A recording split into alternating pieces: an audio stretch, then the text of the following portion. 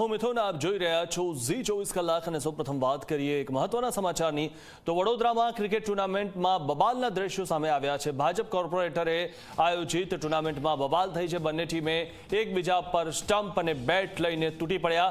મારામારીની ઘટનામાં 4 યુવાનો ઇજાગ્રસ્ત થયા છે। ગંભીર રીતે ઘાયલ એક યુવાન સારવાર હેઠળ છે। ત્યારે છાણીના ટીપી 13 વિસ્તારમાં યોજાઈ હતી આ ક્રિકેટ મેચ। કોર્પોરેટર રશ્મિકાબેન વાઘેલાએ આનું આયોજન કર્યું હતું। ગોરવા અને છાણીની ક્રિકેટ ટીમ સામસામે હતી। અમ્પાયરના નિર્ણય મુદ્દે બંને ટીમ બાખડી પડી હતી। વિજેતા માટે મુકાયેલી ટ્રોફીને પણ તોડી નાખવામાં આવી હતી।